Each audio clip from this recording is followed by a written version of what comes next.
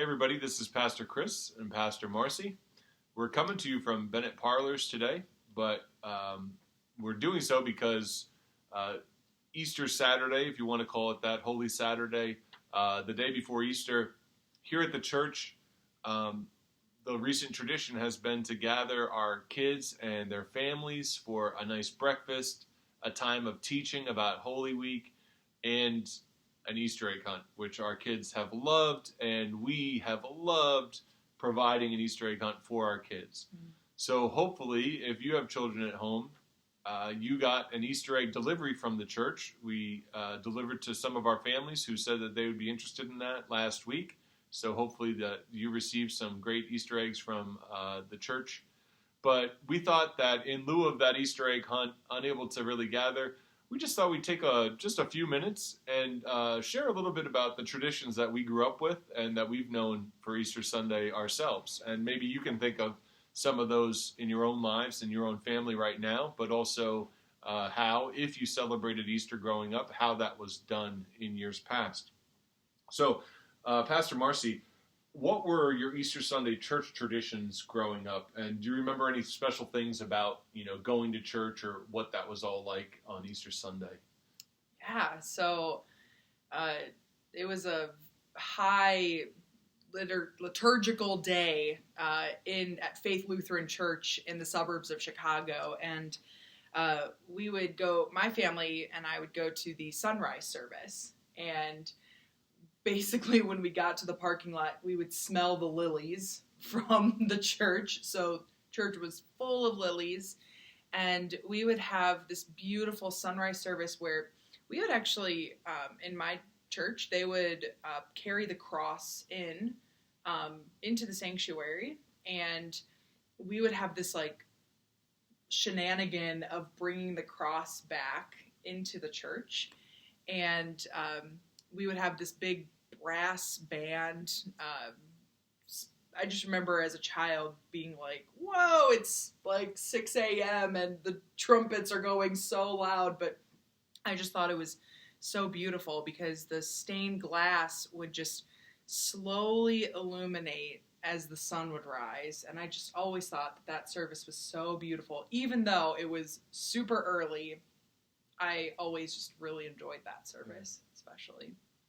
And growing up, we had one service. It was not a sunrise service, but I can remember one of the things was for me as a kid, I didn't wear ties except that one day a year. So I always got a new Easter tie, which I was always really excited to wear.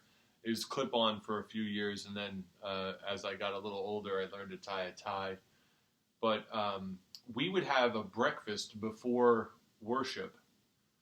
And I can remember my father running around, profusely sweating as he's cooking sausage and serving them to everybody around the tables. And years later, now that I'm a pastor too, I think to myself, why add that degree of difficulty? You have a breakfast before the service, and he was one of the servers and cooks, and then he went and preached for Easter Sunday. But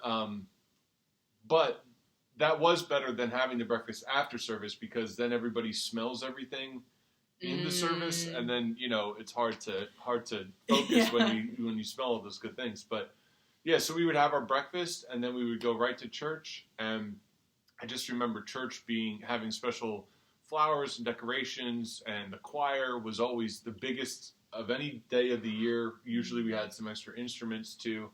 But I especially remember the fellowship aspect of it as well on Easter Sunday.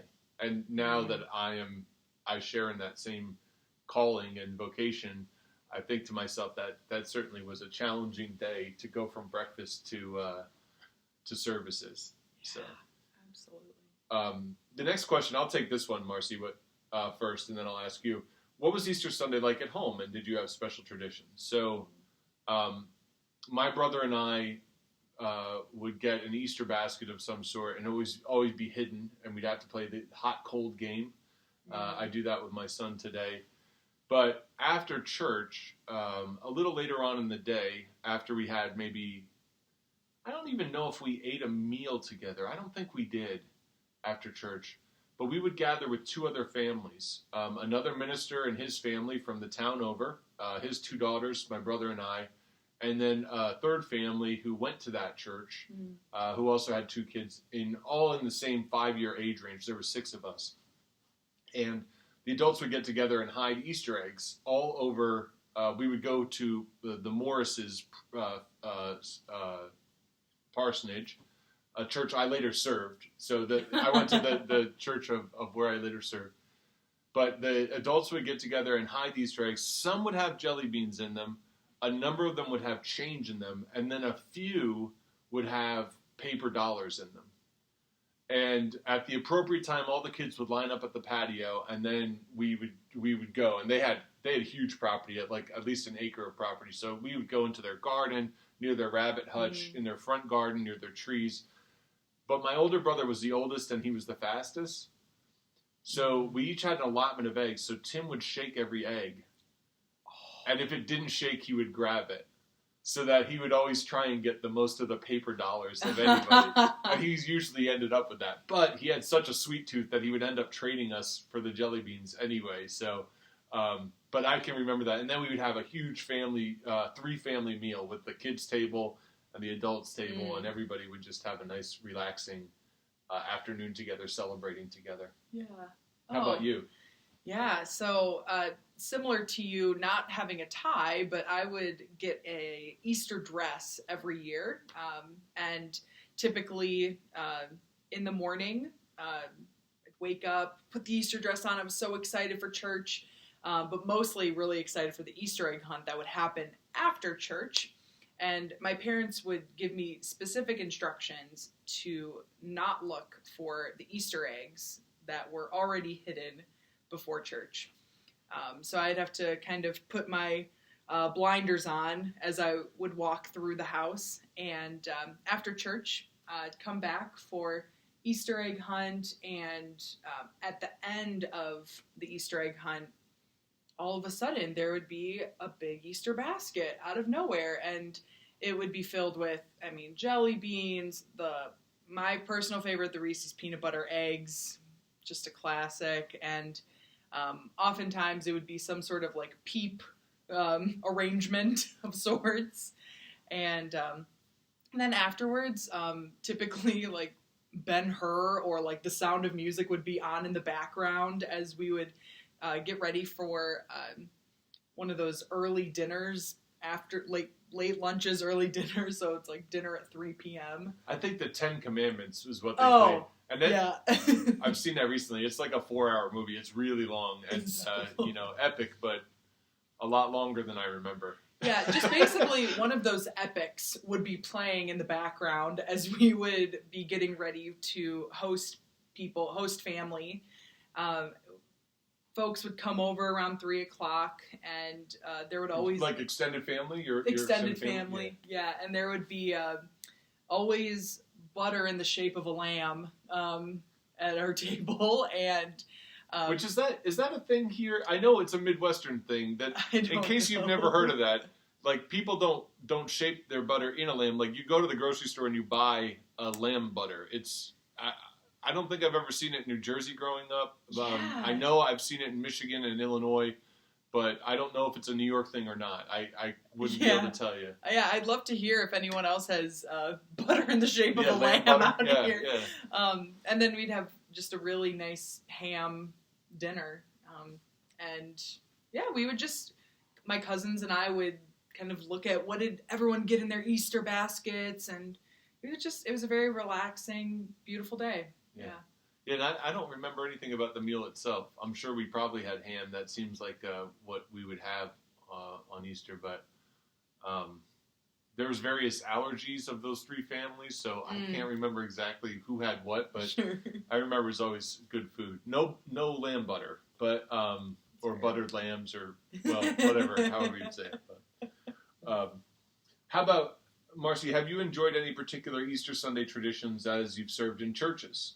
Any particular things that have been interesting that have challenged you, or that you've thought, oh, this is really neat or nice? So I know that you've had some experience not only here at DRC, but at Jerusalem Reformed Church Any traditions that you've come to see over the last few years? Yeah, so I really love the idea of having pancake breakfast together. So I know that's something that the Jerusalem Reformed Church does after they have 2 Easter services, and in between those services, there's a really nice pancake breakfast. And I think that's a beautiful thing. There's a sense of fellowship and celebration of the resurrection, and it's gathered around good food.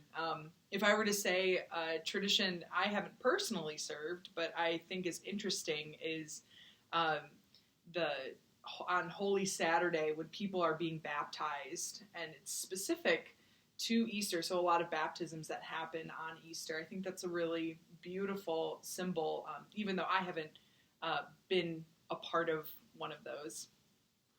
So that's interesting you mentioned that, because I hadn't remembered that, but I've served 3 different churches and served additionally as a student.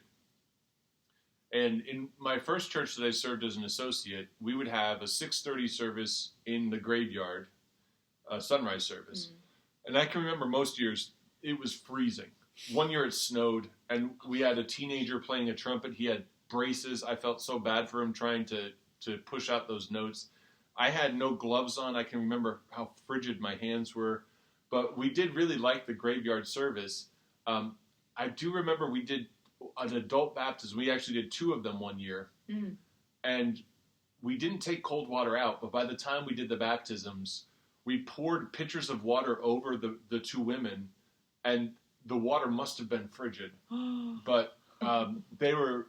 I can remember the 2 women in particular. They were very involved. One is now a minister at the church I served. So she and I remain very, in connection all the time. And the other woman would come on mission trips. She was a woman who was already retired when she got baptized. So just some really interesting memories. But we would go from the sunrise to hosting a breakfast for maybe 200 people. The youth group ran that, and I ran that. And then we would have 2 Easter services back to back. And I either preached at the sunrise or the 2 other services and did the breakfast. So from 6:30 to 12:30, there was no break whatsoever. And I can remember after about 4 years of doing that, we moved the breakfast to Palm Sunday. Because trying to find people to flip pancakes, trying to get kids organized was a fun challenge, but it wasn't really something I needed to do on Easter with 3 services bookended around that. So that's fair. That's a good idea. And I can remember my second church. We had wonderful Easter services, and we would set up a staging. We'd have all these lilies in the form of a cross leading up to our cross. It was beautiful. One particular year we used a different florist, and the lilies didn't bloom in time, so they were all green. So it didn't exactly look the way we wanted it to, but then the next week it looked really nice. But that I can say, though, for those who are allergic to lilies, that was a hard service to be a part of, because it was, overpowering. Oh, yeah. But and I've really enjoyed the services here that we've done, and special music. Special music, I can just remember. There's always brass, like you talk about, the last few years here, and in different churches that I've served. So absolutely. I've really come to appreciate all the different Easter traditions each of the churches has. So thanks for sharing a little bit about your traditions, Pastor Marcy. And we hope that you have some traditions. Maybe if you have a friend or a family member at home, you can talk a little bit about that with them. And maybe you have some folks that, thinking of those Easter traditions from way back when, bring to mind. And maybe that'll promote a phone call for you, or a way of connecting to think about those old church traditions and the new ones too. But either way it is, we pray that in the absence of being able to be together for our Easter egg hunt on Saturday, we pray that you might find that childlike spirit of enthusiasm and the new life that Easter promises. We pray that hope will be deep inside of you and bloom anew this Easter and always. So peace be with you, and we look forward to seeing you again soon.